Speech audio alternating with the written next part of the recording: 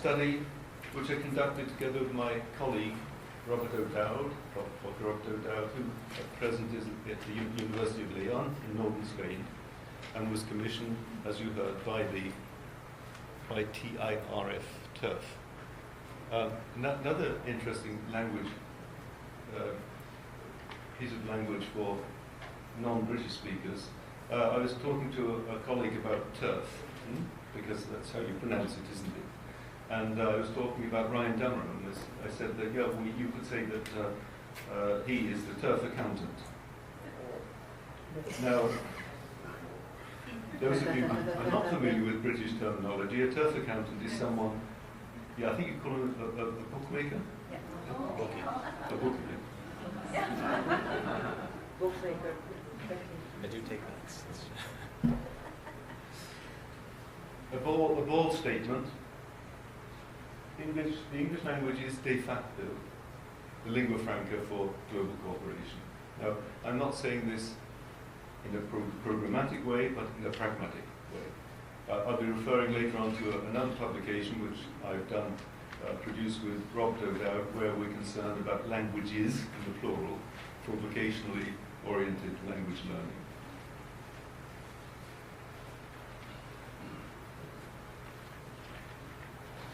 So this is one of the premises of our work, and it was confirmed by the case reports that we received, and also the literature review that we did.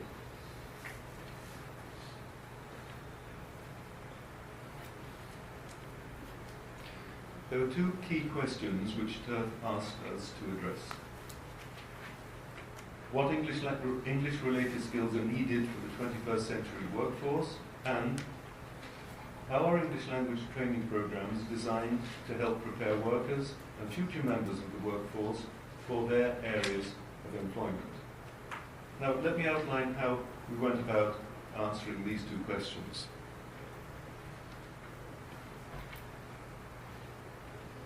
We first looked at literature which addressed the two questions. In all, we reviewed over 100 books, articles, reports, and websites about English language training for business, vocational, and professional purposes. And for those who are interested in details, there is a very full list of references at the end of the report.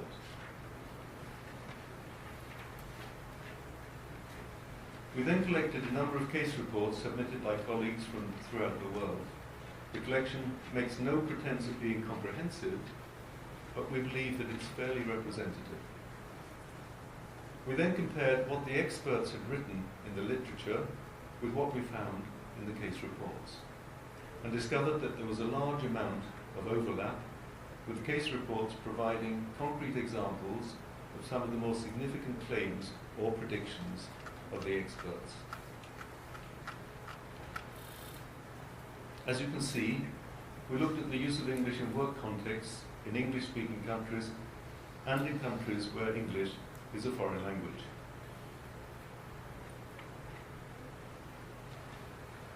It was clear both from the literature review and from the case reports submitted that there's been a major shift in the concepts of providing adequate language training programs for those who need English in their working contexts.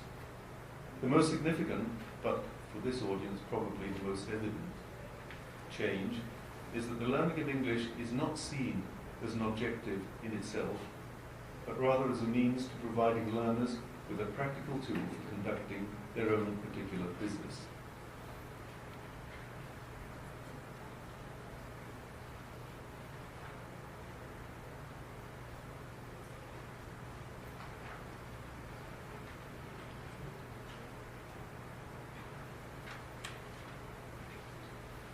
And a report by Global English in 2011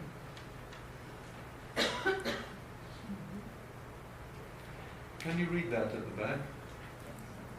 Yes.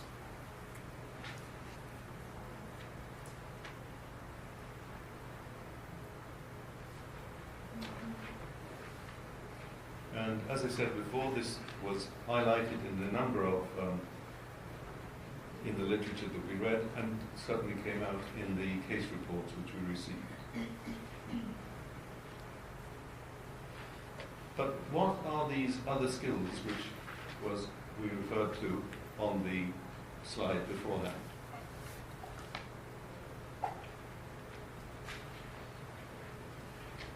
They're first and foremost the skills often referred to nowadays as the 21st century skills.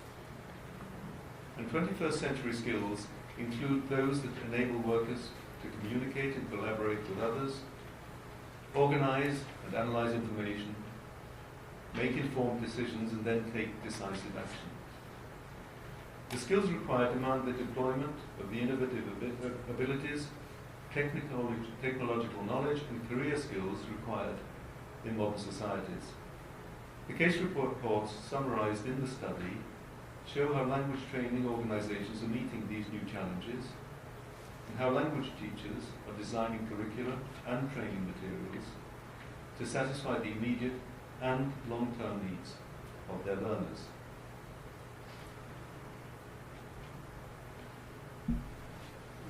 I don't expect you to be able to read that. It's actually an optician offered me a contract, but I refused. This mind map is just to whet your appetite perhaps for the publication I referred to before, giving an idea of what Web 2, as we used to call it, I suppose we're getting on to Web 3 now, means in terms of vocationally oriented language learning, or ESP, with the various strands. And just to exercise your optical nerves even further,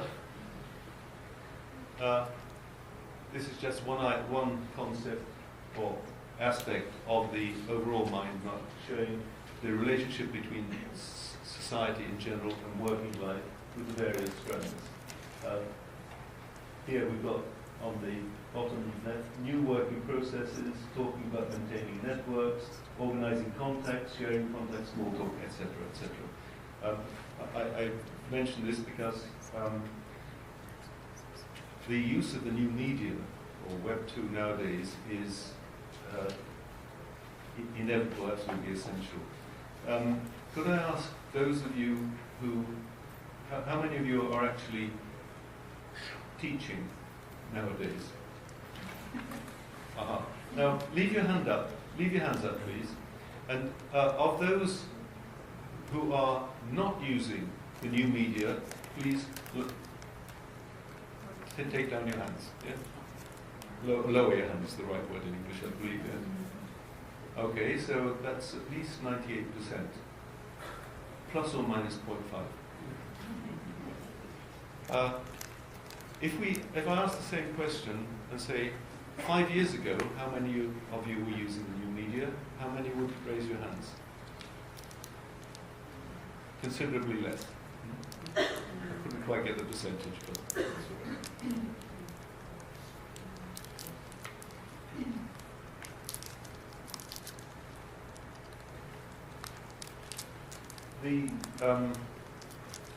Sorry, if I go back to that, this particular part, we refer to so-called transversal skills in the report.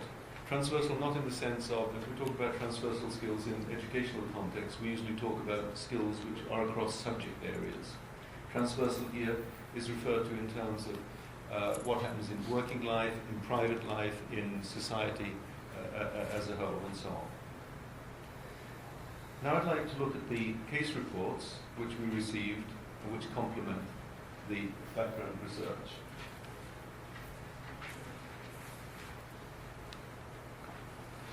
Now, the case reports summarized in the study show how language training organizations are meeting these new challenges and how language teachers are designing curricula and training materials to satisfy the immediate and long-term needs of their learners.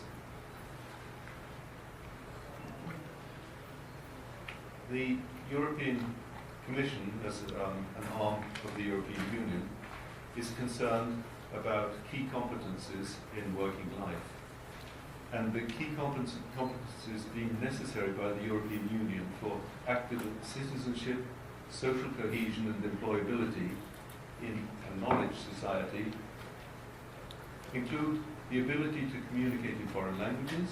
Notice the plural there, we're talking about Europe.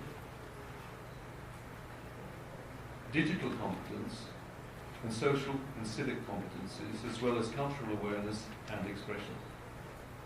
All of these competencies are being implemented through the use of English in many of the working contexts examined in this study.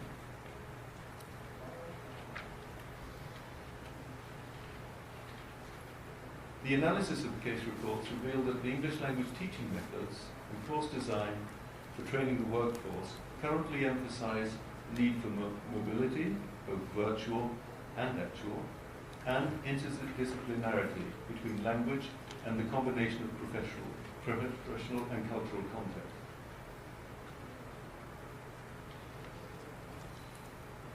The teaching of subject matter through English has become a much more common practice than in the past. In addition, we've seen an increase in project-based approaches to classroom learning, which allows students to put into practice both the foreign language and the applied skills that they need for the workplace.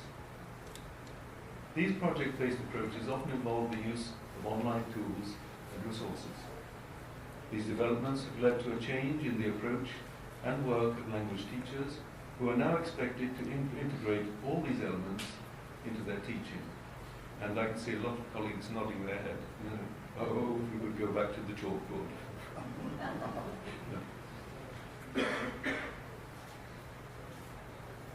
A significant thing here for me was a learning process too. CLIL is, or EMIL in French, is it's content and language integrated learning. It's British English or European English actually.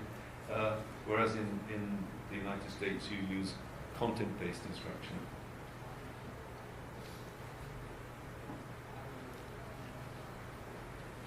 What about the communicative needs of the 21st century workforce?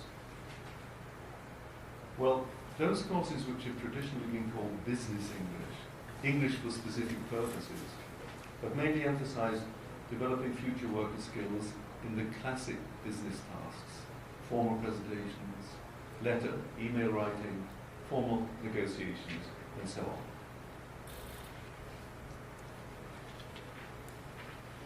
We noticed in the literature, and markedly in the case reports too, that recent studies highlight the importance of English for informal interaction and socializing in workforce contexts.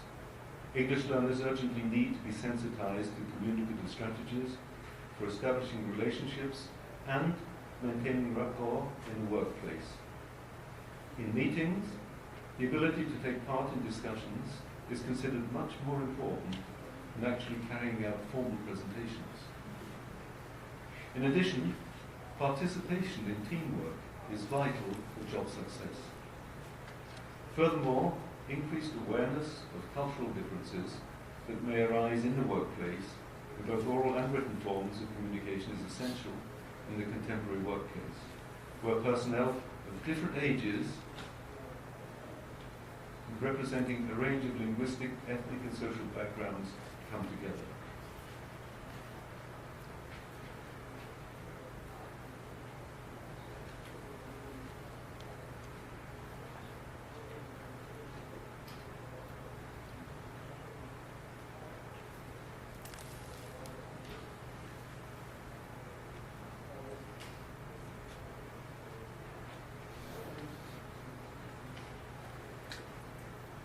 Just to highlight it in case report 20, which is done by colleague Chan, who worked together, if I'm not mistaken, quite closely with David Newman, who's here, and Stephen Warshaw, we find explicit criticism of the more traditional approaches to course and syllabus design. They both call for more project-oriented approaches which require engagement with real actors in real-life situations. I hope it was possible for you to read the Warshaw. I just translated German into English.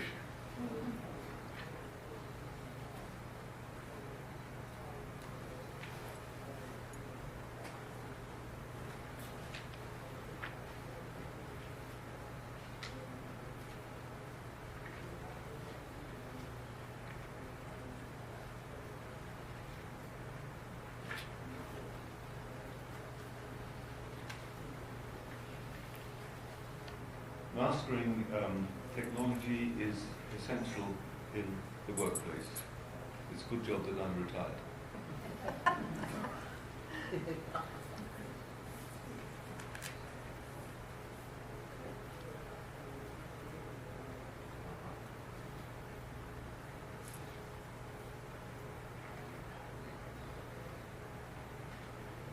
If you'll excuse the expression, I've just lost my mouse.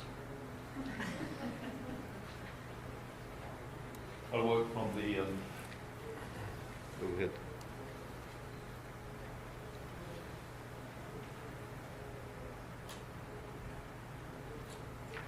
Now the second key question to be addressed was how are English language training programs designed to help prepare workers and future members of the workforce for their areas of employment. Now we had a wide range of case reports, and one idea which I may say here and look in the direction of the President is to continue the collecting of case reports and examples of excellence, because it helps us in terms of being able to show the way forward, but also I think it's very useful for practitioners to see look over the other side of the hedge, what are other people doing, and to confirm that what they're doing is an acceptable practice, which might help them as well, but also to give them ideas of how to use, for example, the new media, or how to go about syllabus design, course design, and so on.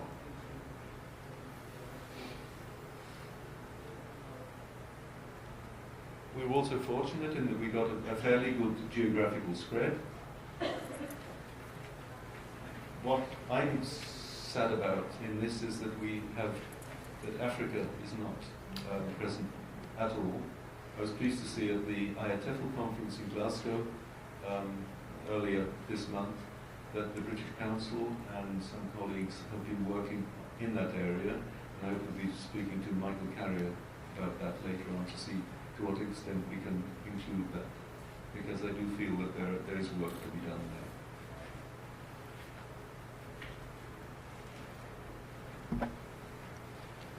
So the case reports, they are practical portraits showing how the principles, aims and methods described in the literature review are being put into practice throughout the world. We've provided what I refer to as cameo sketches of each project, so that you get a rough idea. That interests me, that doesn't. And then you can go into greater depth by going onto the TIRF website, where you see the complete case report written by the authors.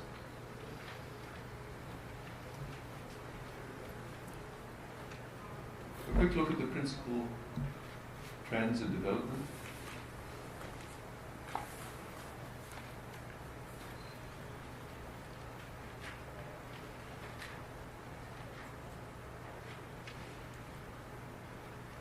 There's been a move towards specialization and personalization of English language training.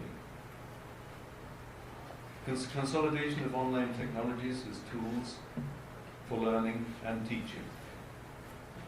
And increased recognition is being given to cultural aspects of language and communication. And I was delighted to see that William Leboff is talking here. I remember in the last century, when I was a student, I read with great pleasure Leboff's earlier work on sociolinguistics. And I think from what I've heard, the experience about the United States, it also has always been an issue, but is much more of an issue nowadays, and I'd love to hear about that later on with the Hispanic speakers.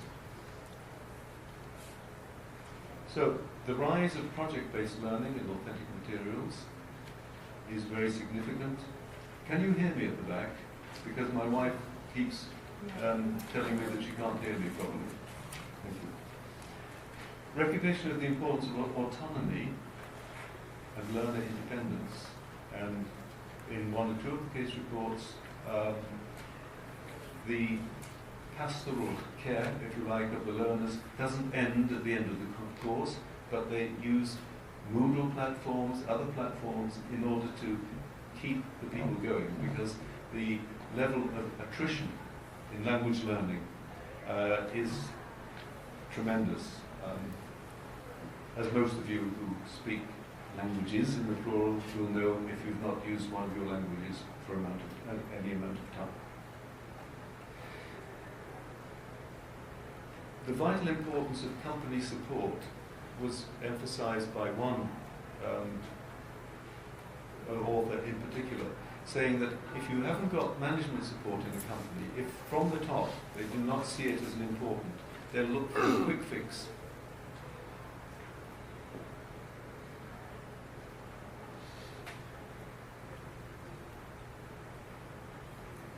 Thank you.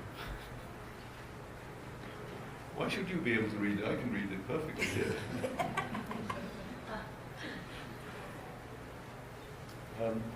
I noticed that some colleagues are taking photos of this. Can we put the thing, it'll be on the TIRF website for those who want to see it. Yeah, I'll go back to the importance. And one colleague wrote, we need to get companies away from the idea of the quick fix. Sometimes it looks more expensive to go for personalized and tailor-made instruction, but in the long run, it pays off.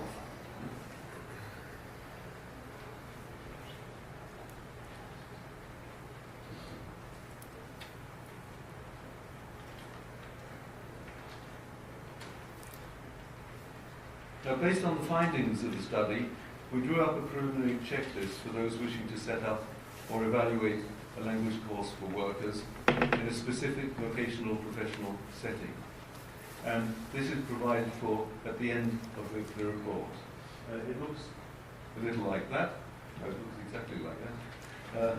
And it covers needs analysis, language audits, preliminary background research, tests, testing and evaluation, entry and exit testing, ongoing evaluation, etc., syllabus and course design, and materials development. A kind of checklist for those who are either beginning or those who want to review what they're doing, and also for learners to be able to say, is the course which is being offered really doing what I really need?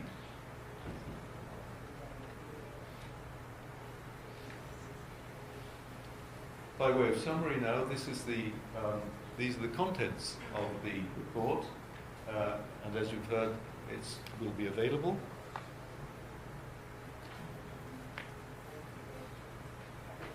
Easy to remember, turfonline.org. And there are other TIRF resources directly related to the report.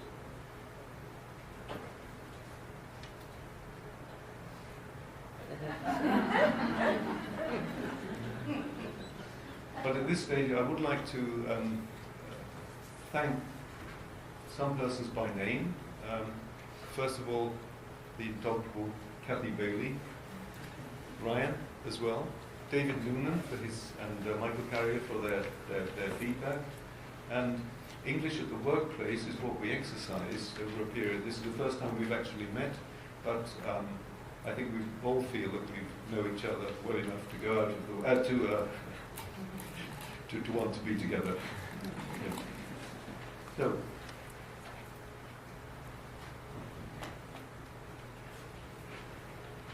Thank you very much. That was the end.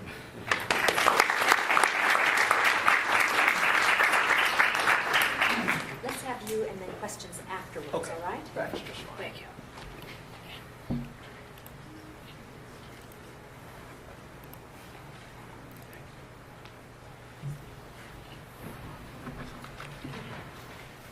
That's okay. Thank you very much, Tony.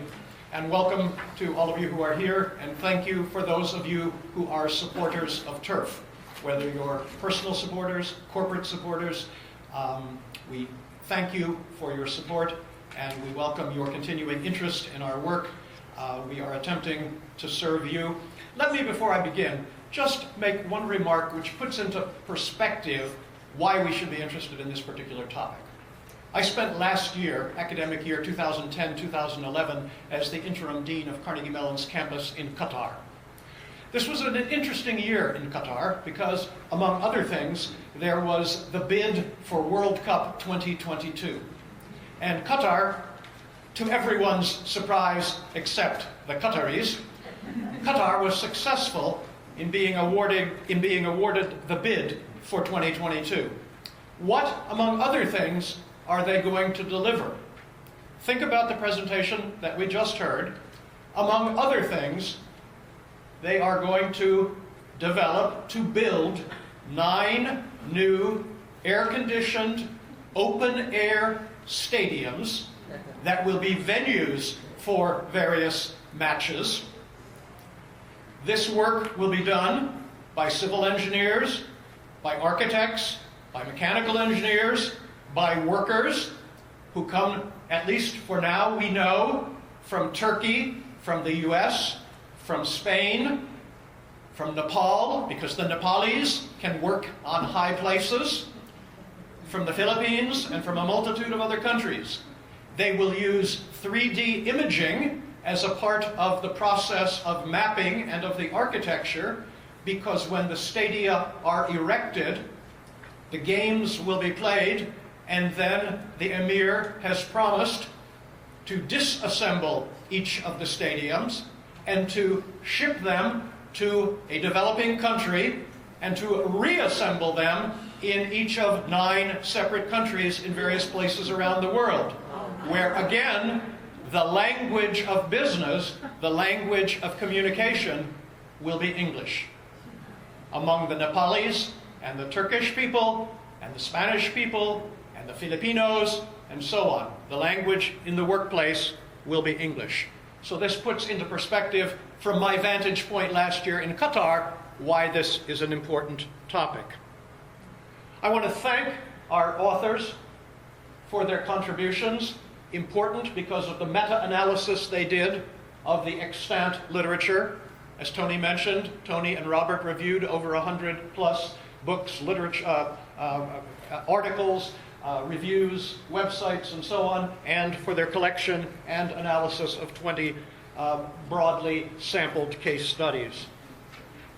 The sample, as Tony mentioned to you, covered an array of professions, and that's good. So we didn't only look at students in MA TESOL programs in various countries around the world, but they looked at people in language for special purposes programs who were Japanese executives, who were military personnel, who were diplomats, who were visually and hearing impaired, which poses a different set of challenges.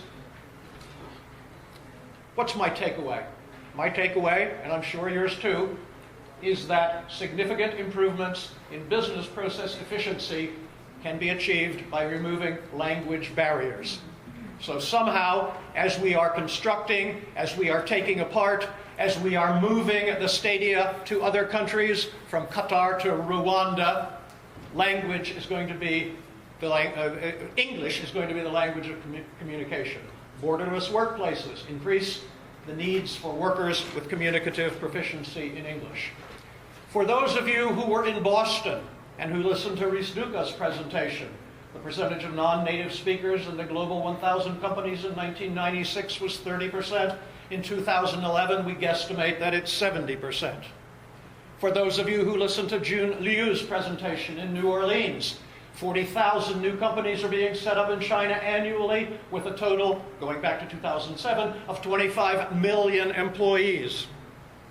2 billion people, Education First, the English Proficiency Index that they've developed, they tell us 2 billion people will be learning English in the next decade. Private English instruction is a $50 billion per year industry. Today, as Tony indicated, and as you know better than we have a globally connected human network, and English proficiency is imperative for the entire workforce. English spreads innovation. Global English, their special report of 2011, tell us in 2011 that the current business English skills are not sufficient to meet the demands of global business of the 21st century. 91% of employers who were sampled say that English proficiency is critical or important, but only 9% report that the level of proficiency of their staff is sufficient to enable them to do the job that needs to be done. If we're going to be able to put up the stadium, and you're going to have open-air, air-conditioned stadium, there's a lot that goes into getting the pieces in the right place at the right time in the right sequence. And if we're going to take it apart, and if we're going to move it to another country and reassemble it in another country so that it's equally effective in that country, there's a lot of communication that needs to take place. 91% say English proficiency is critically important. 9% say the level of proficiency is sufficient, i.e., 91% say the level of English proficiency is not sufficient. Tremendous and increasing needs exist for communicative proficiency in English. And, as Tony indicated, we're seeing a paradigm shift.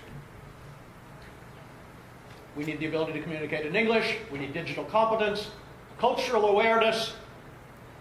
Putting the stadium together in Rwanda is going to be very, very, very different from taking it apart in Qatar, and so on and so forth. We need people who can collaborate, who can organize and analyze information, who can make informed decisions, who can take appropriate action, and the management needs to support them in their study, their learning, and their work.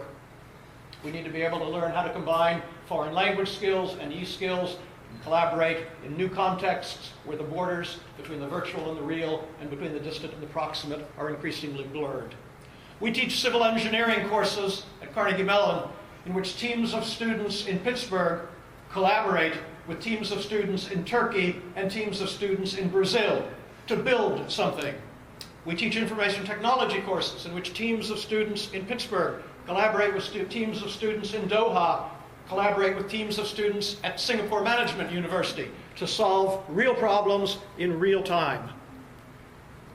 We need to prepare our students, or by analogy, we need to prepare our workforce to collaborate virtually with people of different ethnicities, different religions, different gender, across time and across space, to solve problems tomorrow that did not exist yesterday. That's the challenge, and that's why English in the workforce has become an increasingly important topic for us. A sincere thank you to Tony and Robert for the work they've done. 3 of you, I think, are here who are authors of case studies. A thank you to you for submitting the case studies and for the work that you do. And for the rest of you, a thank you for your interest in this topic. We look forward to your discussion. Tony will welcome your questions. Thank you again very much for your participation.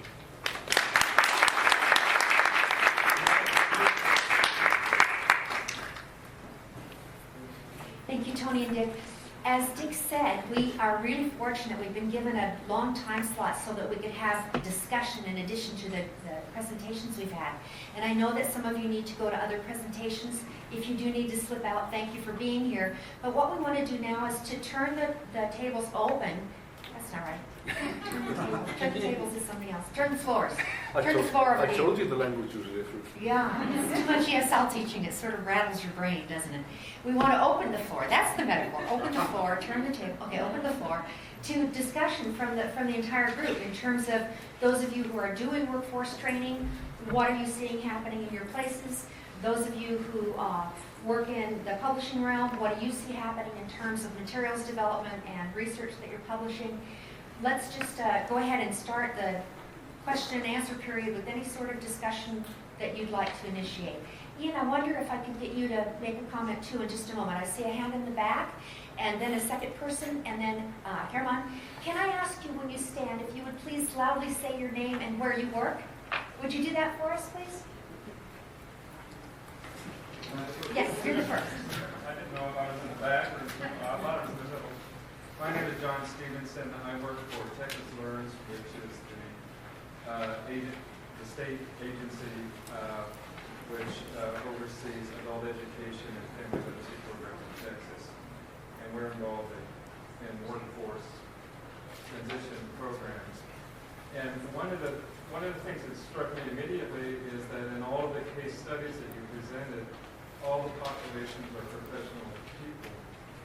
And I'm wondering why there wasn't more of an effort to include people in the trades, the construction trades, the kinds of occupations that don't require the same level of work. And I'm also wondering if, would you expect the same conclusions if you did look at those? Thank you. That's a really good question. Let me answer the methodological piece, but then I'm going to ask David. Would you mind speaking to the issue, David Kurtz? Okay. Yeah. What we did was to put out a call for papers for case reports, and several were submitted, and we selected them on the basis of geographic distribution, sector distribution, and then the quality of the writing. But I just want to point out to you that there's one particularly interesting case report, and the author is right in front of you. David, tell us a little about your situation, please. So I'm David Kurtzner, and my own business is Proactive Image, and we go on-site at companies, both vocational and corporate settings. But this case I submitted involved an organization that has 5 residence facilities, and at each facility, the majority of the employees who are doing housekeeping and maintenance and kitchen and dining facilities work are non-native speakers. And they were very, I think, there was a lot of foresight coming out of the corporate human resources office about pushing this program onto the sites. And we had a lot of enthusiasm early on, and we had 10 to 12 participants at each site.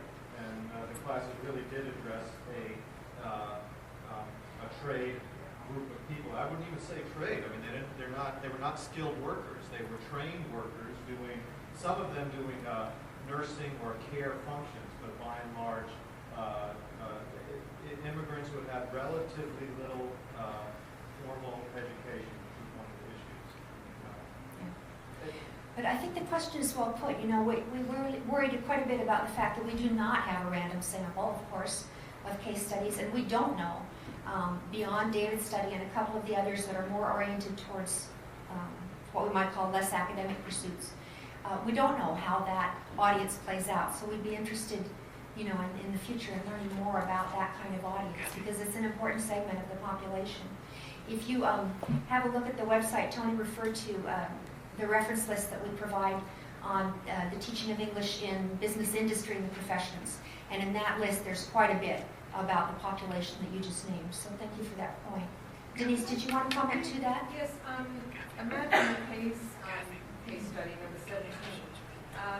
It may not be in that report, but I know that project really, really well. And some of those students go on to be forklift drivers, go on to be refrigeration mechanics, actually fixing, not really at the level of an engineer and so on. So a lot of those learners really go into trades that often require minimal qualifications. So if the man doesn't refer to it there, you can always contact her, because that program definitely does deal with trades. Yeah, I'm sorry, I'm not familiar with all 20 cases. Yeah. Thank you for that comment. Let me just give Tony a chance to comment, and then I'm going to go to the man in front of David and then to Herman. Yes, I think you'll find the case report from South Australia very significant and interesting in your case, because in this particular case they do address recent immigrants who work in a number of areas, and mostly unskilled jobs, leading them towards skilling, and the combination of language input and content input is, for me, very interesting there. And what is happening, as far as I can observe, is that there's an increasing consciousness of the need to address these groups.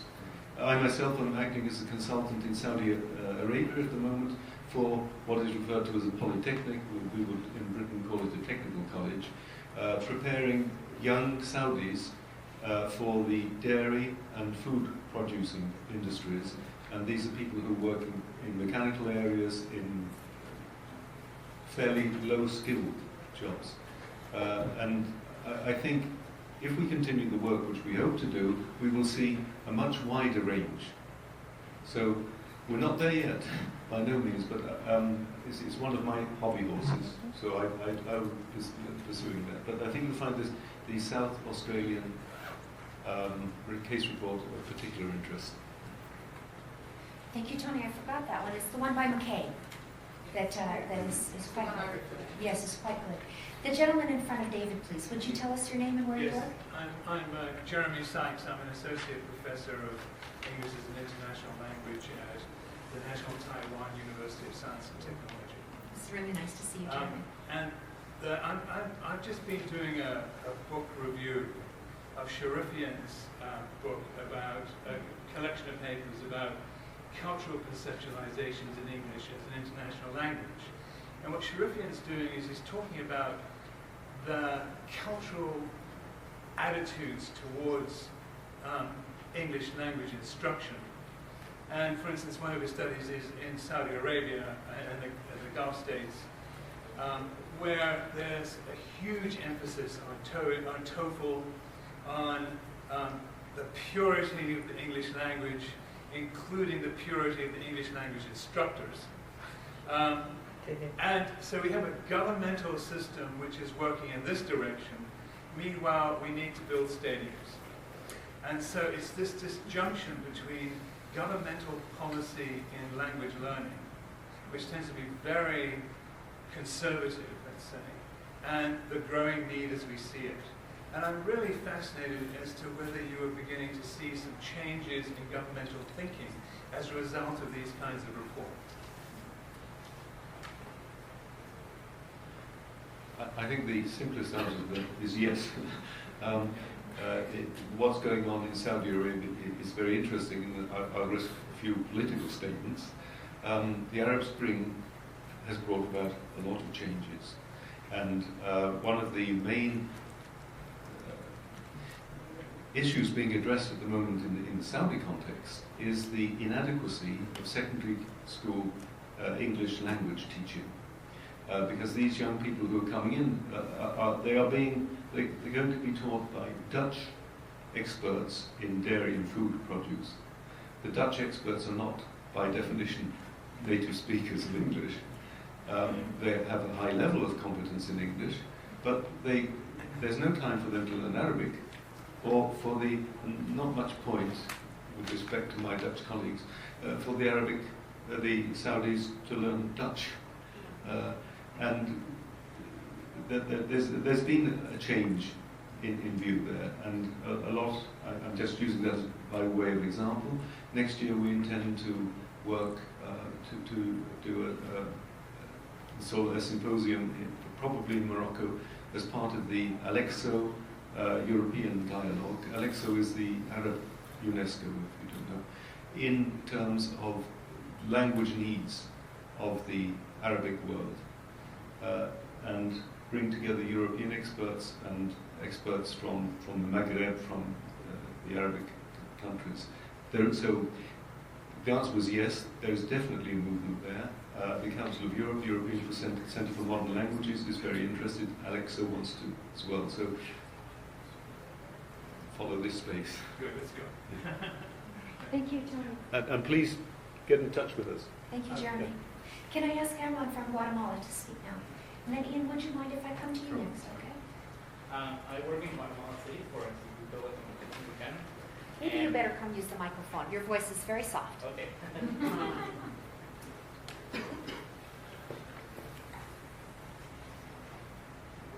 So my name is Herman, and I work for Instituto Guatemalteco Americano in Guatemala City. And my question to Tony would have to do with teacher training. What I've noticed is that most of the teacher training programs available focus greatly on methodology and techniques, but there's a greater need to build cultural awareness. Has there been any research done on this area? Are there available programs that focus greatly on awareness? Because we're talking about non-natives talking to non-natives. It could be someone from Guatemala talking to someone from China. And there's a cultural gap, obviously. How do you deal with that? Is there any research, or has there been any research been done regarding that? Mm-hmm. Okay. Thanks for letting me use the microphone. I wish Robert O'Dowd was here.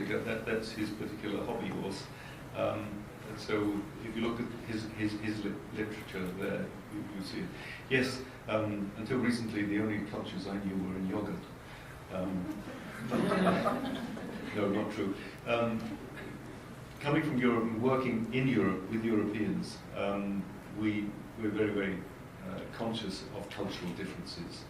And if we had a meeting of the teachers of English of Switzerland recently, and together with a colleague I produced a paper on our attempts to test intercultural competence in a series of, or a suite of examinations directed at people working in the hotel, catering and hospitality industries. And we noticed that there's a growing awareness amongst teachers of the need. Okay, to be fair, we were talking to people working in Switzerland where there are 4 official languages, and the majority of the workforce now is non-Swiss born. But having said that, if you look at the ITEFL conference for Glasgow, for example, and I think Ian could tell us a bit more about that, the need for training programs, information about cultural awareness is immense, and I think we'll see for the next 2 or 3 years this will dominate the discussions. We're on the way. Yeah, why don't you tell us about your situation? Yeah, please. And just a moment, with a name like Hermann, it's very interesting, isn't it? Because Hermann is a German name. Hermann. So you're in the middle of culture. Sorry. Well, thank you very much. My name's Ian McMaster. I'm the editor-in-chief of a bi-monthly business English magazine called Business Spotlight. We're based in Munich in Germany, but it's the first time I've been to TESOL, and the magazine will soon be available in an all-English version internationally. So that's my background. I very much welcome the report. I think it's fantastic to have a report of this stature that shows us where we've come from and also points where we should be going, and that would be my question to Tony. It seems to me we're at an exciting point where we have to sort of go in 2 directions at the same time. On the one hand, we're becoming more and more specific because that's what people need. They need the language and the communication skills for their industry, their sector, their department, whatever. At the same time, we need to help them to develop the generic communication skills that they can use in a whole range of contexts. So we're sort of moving in 2 directions. I don't think it's a contradiction. And I did found it interesting that the quote from Warschau, actually, which was 10 years or more old, actually pointed in that direction. And I think the materials have been a little bit slow in taking that message on board, actually. So I hope this report will give a kick in that direction. I'd be interested to see what Tony's views on that. Is that a contradiction, or is it something that we can manage? Thank you. Thank you, Ian. I'd like to try and answer that question in an anecdotal way. I worked for a long time in language learning, language teaching in adult education in Germany. And there was almost a puristic view of what language learning was all about. And we worked together with Austrian colleagues and a Viennese colleague named Heinz Gader, who trained hairdressers, set up a course for taxi drivers, for Viennese taxi drivers, not just taxi drivers, but Viennese taxi drivers. And in addressing their needs, he did a 30-hour course for them, the basics. And all the adult educators poo-pooed this.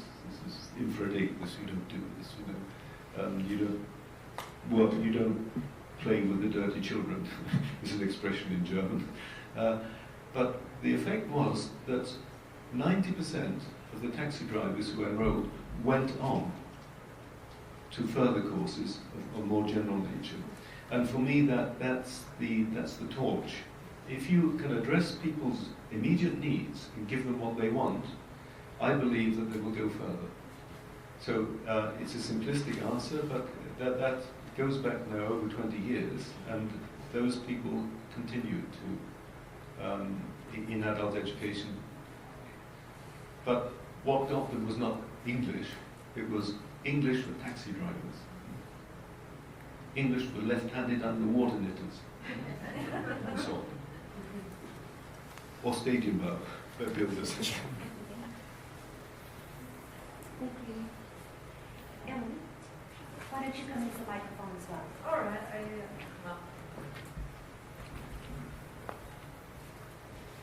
Hi, I'm Emily Farrell. I work for a publisher called De Gruyter Mouton. We're a German publisher, some of you may know us, and I specifically work for the linguistics department, and we do very much quite academic work. And I don't necessarily have a question, just a comment about what we're seeing at the moment in terms of directions in research in English learning and global English and so forth, is that we have just started a new journal, the Journal of English as a Lingua Franca, and we're starting a book series as well with speaking of Vienna, Barbara Seidelhofer in Vienna, and Jenny Jenkins, Anna Mauranen, and it seems, at least from our perspective, that there is increasing interest in looking at what happens when speakers who have different first languages speak to each other using English, what's happening in the form of the language, but also what sorts of things are we finding interactionally. So that's just a comment. Great. Thank you so much. And then I think David had a comment as well. David, can you make yourself heard? I think so. Okay.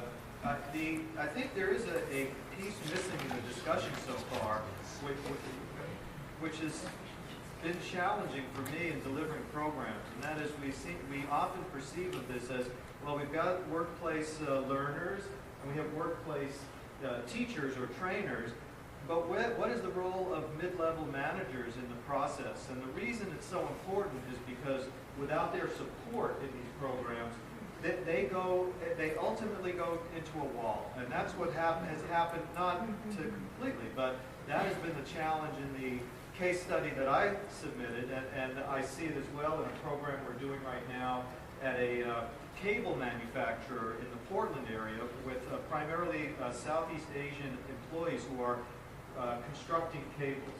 And the reason we're getting, I think, better support from management there is that it's considered part of the regulatory function of the FDA in these employees' jobs. So the FDA is down there auditing their work and saying their communication skills aren't good enough that we can guarantee that these cables that go into what's the machine for monitoring babies? Ultrasound. Mother. Puppets. Yeah. Ultrasound equipment, for example. So these cables, and then heart surgery. So these are critical pieces of equipment, and the FDA is in there regulating the production of them, and the managers are on board because they recognize both the safety and the productivity of that. And so my question really is, do you see any issues presenting themselves about buy-in from managers at that level? Or, I mean, anybody who's out here, I can see heads shaking. This is just it's a critical piece in the discussion.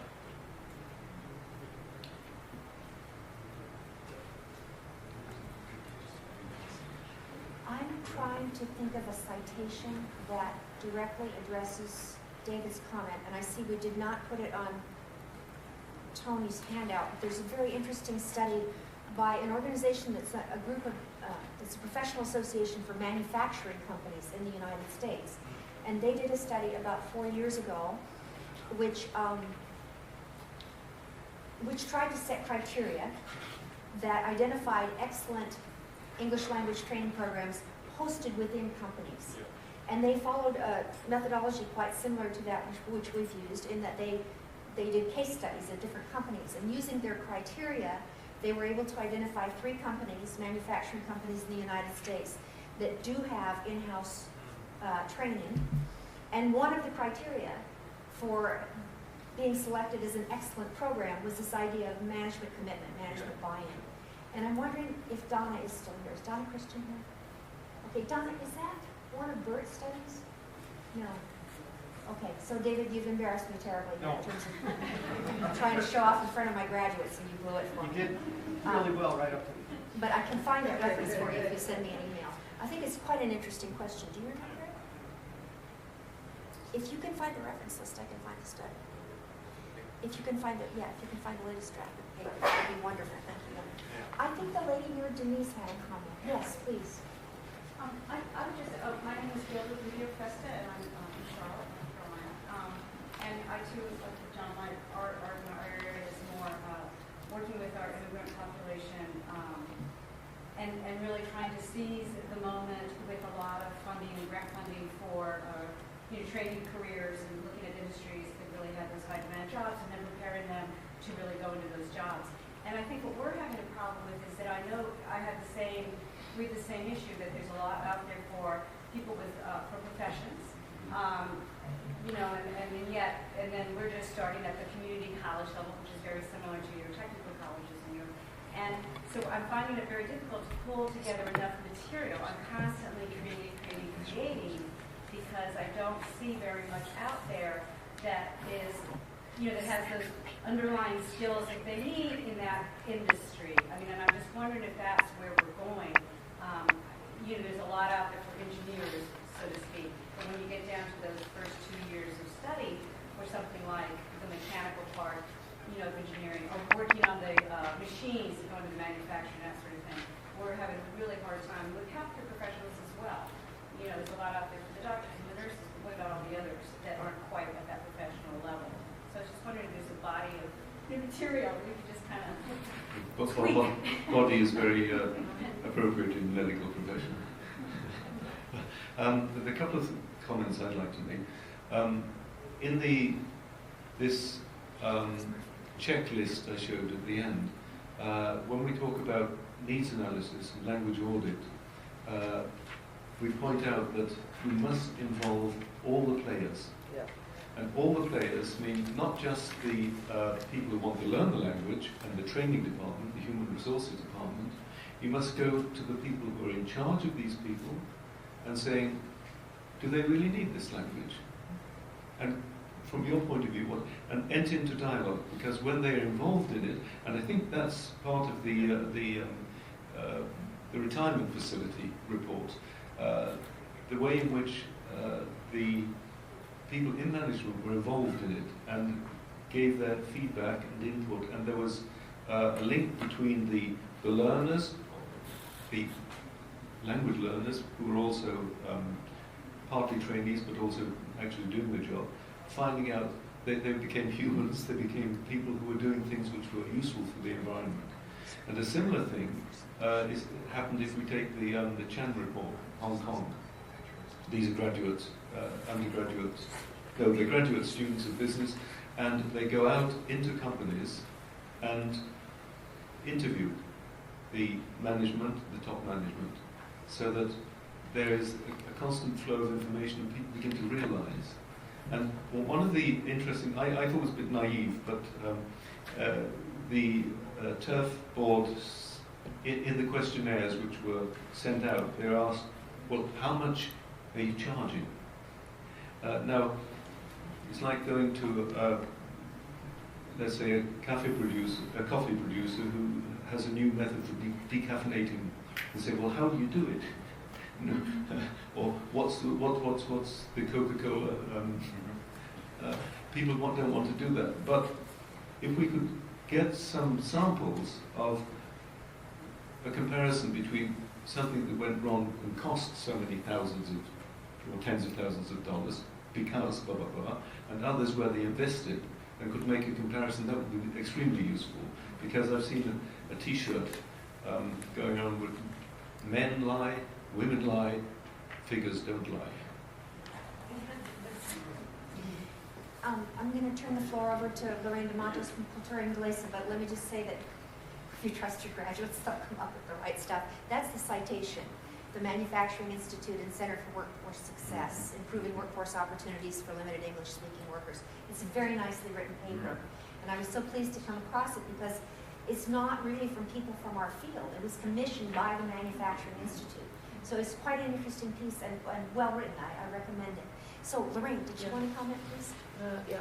Why don't you use the microphone, okay?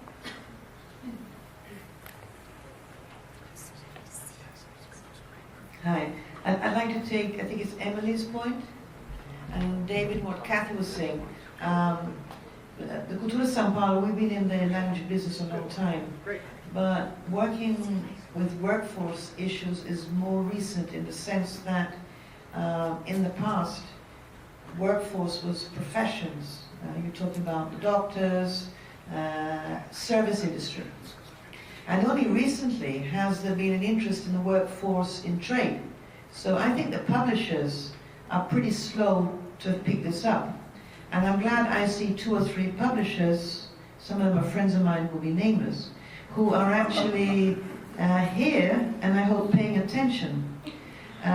We are presently operating under 2 brand names. One is the Cultura Inglesa, which takes the A and B classes, and the second brand name is called Entry because it was thought of as entry into the job market and it's for trades.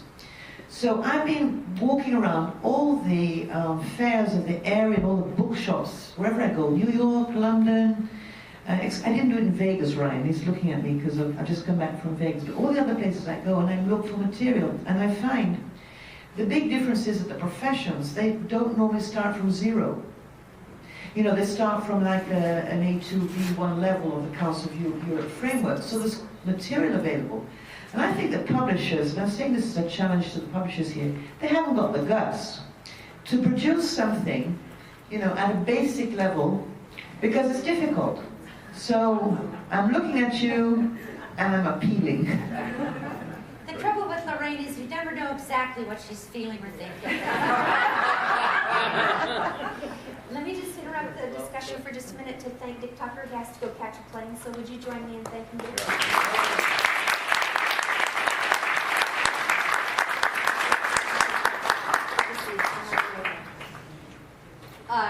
Does any publisher want to respond? I do. You go ahead, please. My name is Christina Roberts. I'm the managing director of Macmillan Publishers in Brazil. And, you know, one of the things that we've been doing is monitoring and coming to TIRF sessions for the last 5-6 years. And together with Lorraine and a group of teachers of the Cultura Inglesa in Brazil and other institutions and governments in Brazil as well, state governments, would be looking into opportunities and seeing this 56% of the middle class in Brazil is Class C, as we call. And they are these people that will need English for the workforce.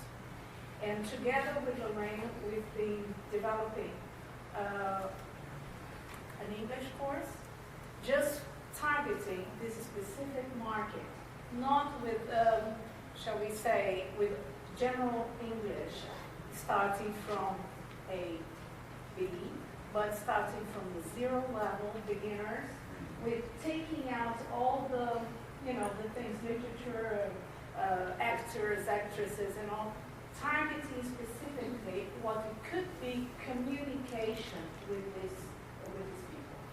This would be the basis for this course, and from there we have lots of satellite components. And I'm very pleased of what you've said about personalization and also specific languages, because the satellite things that we are working on is exactly that. So you have a core material, very specific for what you need as a basis for English language to function. And then together with that, you have the satellites, shall we say, worksheets and booklets that will help in some specific areas, such as health, security, taxis, and all taxi drivers and all that. So depending on each area you're working on, you have your basis here, but you also go and get your specialized material to work on that. So we'll be responding, but also working together with people that know what they're doing, that know the needs for the market, and these immense emerging markets that's happening there. That doesn't mean that we are not going to have other partners on the online and move devices that we need for the future. So it's going to be printed and also move things for these people that perhaps don't have not only time to go and have face-to-face type of courses. So this is our response, Lorraine, you know, for what we were doing. Thank you for being here. I saw a comment from Ian, and then I'm going to go to the lady in the back, okay? Ian, did you want to go Well, ahead, just please? very briefly, I should declare an interest that the company I belong to is owned by the same company that owns the moon. I think you're absolutely right, Lorraine. I think it's a huge area that has definitely been neglected. I think people are starting to look at it now. In the German market, there is a publisher, it's not the moon, which has also started to look at, literally very low-level courses and saying that you start straight in the things you need to do at work and don't start talking about generic license. So it's all immediately the concept. But I think we're looking at it as well. But I think this is a real opportunity. I think the criticism is correct. So I think maybe that all these things are coming together now, particularly with the internet, electronic materials, the ability to make these things available worldwide on the move just in time, which is another development. People these things just in time. Ian, speak up, man. Speak up, sorry. Yeah, I said the new technologies, I think, are making it possible to maybe to supply areas of the market which in the past have been neglected, and the mobile devices, electronic, the internet, to provide materials at the right level just when people need it. So I think your point is a very valid one. And the sluggish publishers need, if they don't respond, new people will come into the market and do the job for them. So. We were the first. I'm very glad to hear that. In the back, would you say your name and where you work, please? And then I'm going to go to this gentleman over here. Yes, my name is Ann Lum Harris, and I have worked in the field of English for occupational purposes for more years than you all want to know. I would add 2 cautions to the discussion. I apologize for coming in later. I was involved in another presentation. I have 2 comments, cautions, observations, inputs to make in regard to the discussion about publishing for this field. The need for specific outcomes in job performance is often so narrow and so determined by given corporate contexts, given timelines, given differences, that publishers who have clamored at me to publish stuff for my field have found that it is not profitable because it is so specific that you're not going to make enough money off of the effort to publish it. Now, I'm really intrigued by your concept of a core,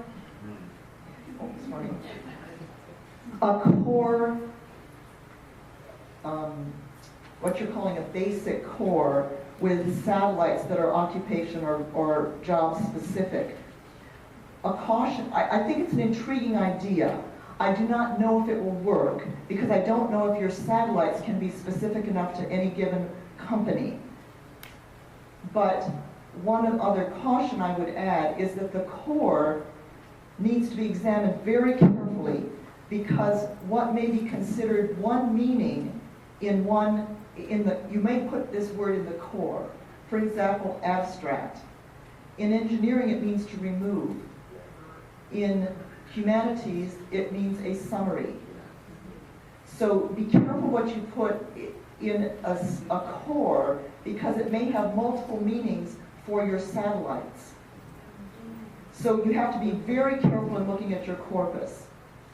And I would also just caution you that having just come off of a contract with a major multinational corporation in the field of finance and management and accounting that shut down the program I was working on midway through because they finally recognized that it was a failing business model, which of course I didn't say. I told you so. I could have told them at the beginning. But the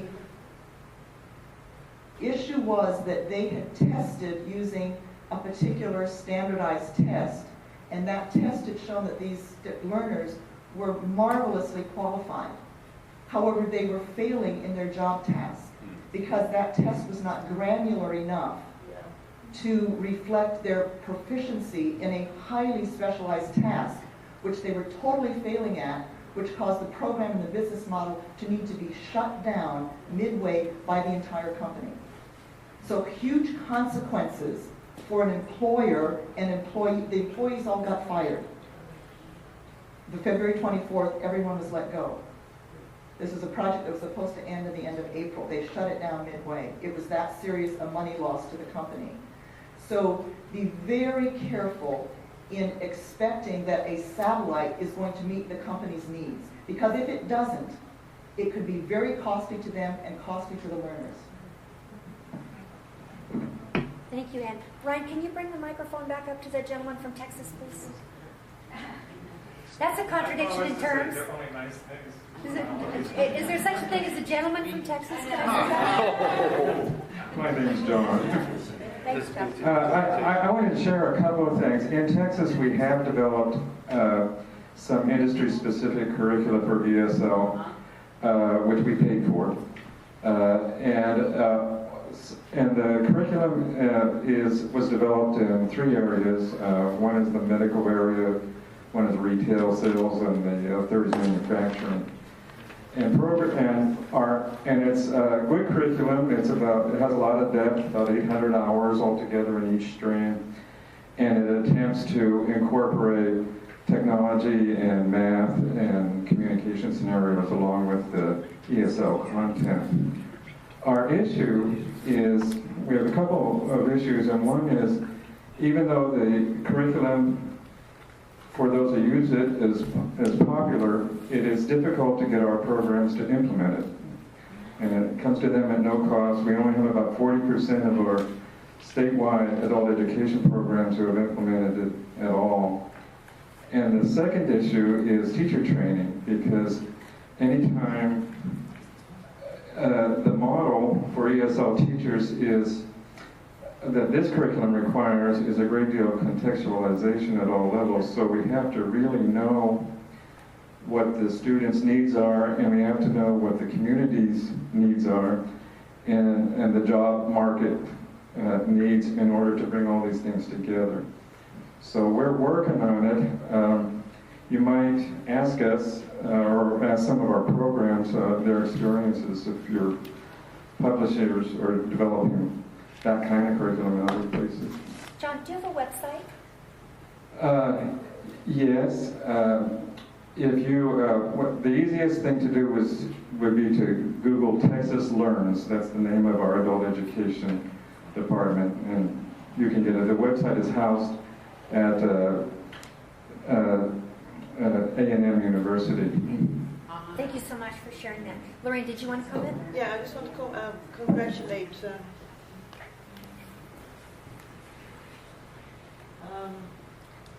on that subject. I was just thinking, in terms of the experience I have, that, a book is only a book, and, content is only content. And what Tony has done, I think, I very much like his model, which he presented. I forgot the name of it, Tony.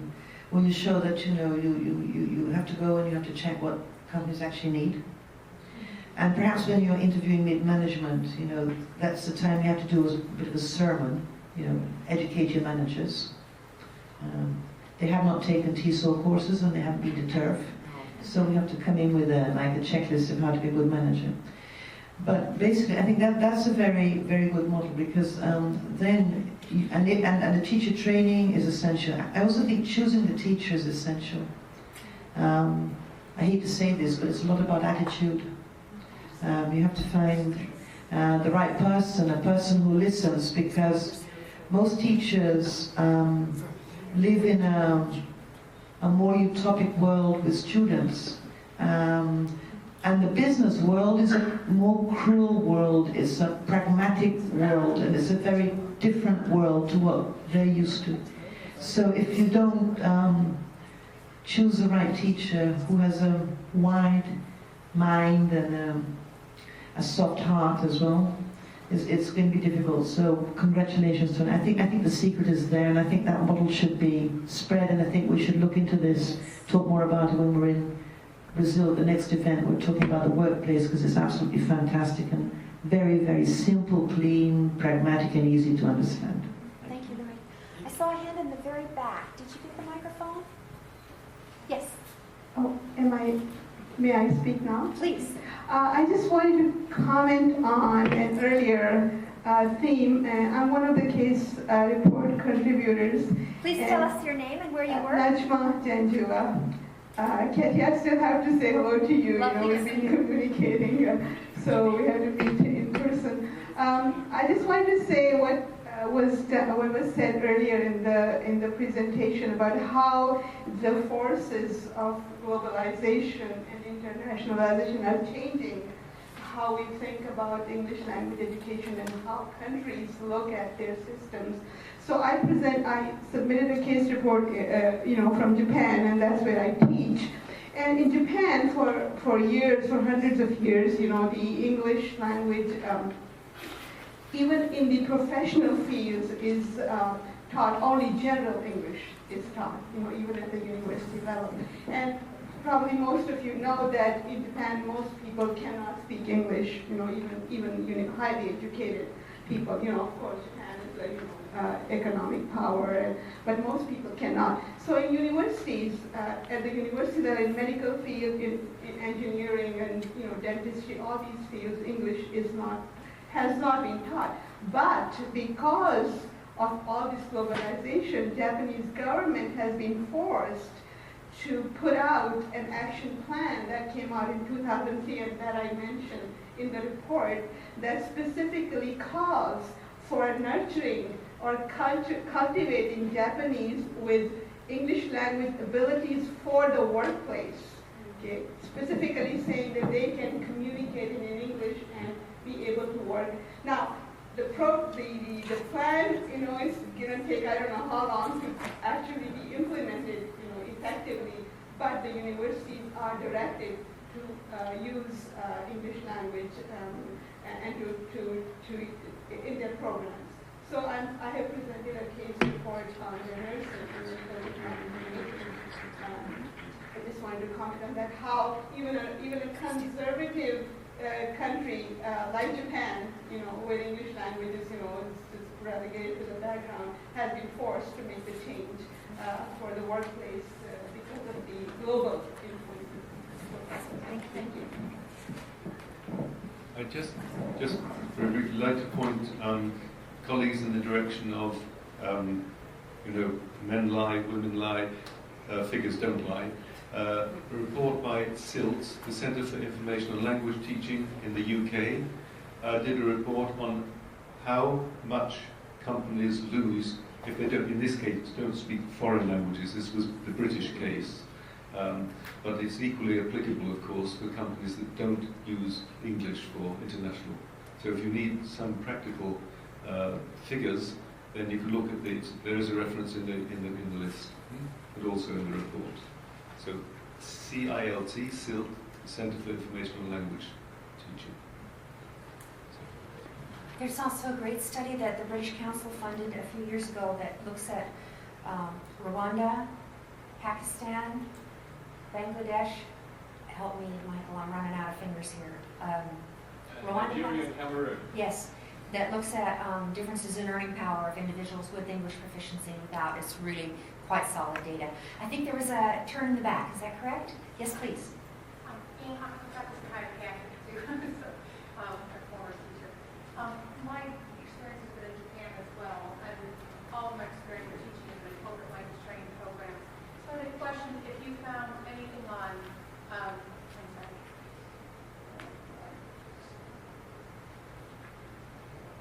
We didn't have technology, Ryan, back when Ann was in the program. We didn't have microphones. If you had any data on motivating management to support students, because one of the big problems we have is that the managers were often not going to be the managers of those students once they had exited the language training program. In other words, we were training them to leave their bosses and go overseas. So the bosses were losing their employees 2 or 3 times a week to come to us, and then they were going to lose them in a year permanently, and they were ticked off because they needed bodies in their departments. So they would often create opportunities for their employees not to be able to come to us. so they get in the way. So how do you get the boss to support someone who's not being trained to work for them, essentially?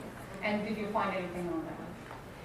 I think the Abu Dhabi study addresses that issue. Or let me just turn the microphone to Tony, but in the case reports, the one from Abu Dhabi, where it's teachers and principals being trained to use English in the public schools, they found quite a bit of difficulty in getting people to English classes because there were so many conflicting responsibilities. And one of their findings was, if the principals get behind it, the teachers can go to the classes, otherwise there are problems. Do you want to say more to that point, Tom? Not only in the public sector, but this is a kind of red thread which goes through a lot of the case reports. And those which have been successful, and that's the majority of cases, you'll see that there is a link to management. They've involved management in one way or another.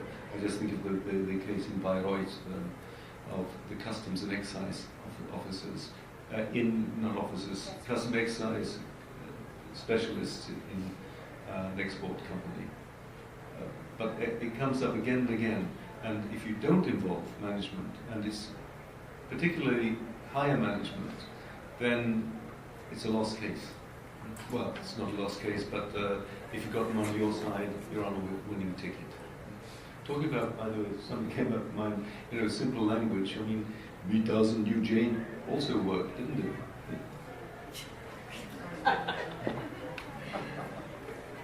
I'm going to skip the Tarzan and Jane comment and just say that, unfortunately, our time is up. I want to thank you for being here and just give you a few follow-up comments. One of which is that we do have a lot of bookmarks here. If it would be helpful to you, I'd have a bookmark which has the website, the URL on it. Also, you're welcome to take some home to your kids, your friends, your neighbors, your graduate students, your colleagues. What you have here is the executive summary. The full report will be posted as a free downloadable PDF within the month, and so will the cases, the individual cases that Tony and Robert summarized. I'm so grateful to the case contributors. Thank you, the three of you, for being here.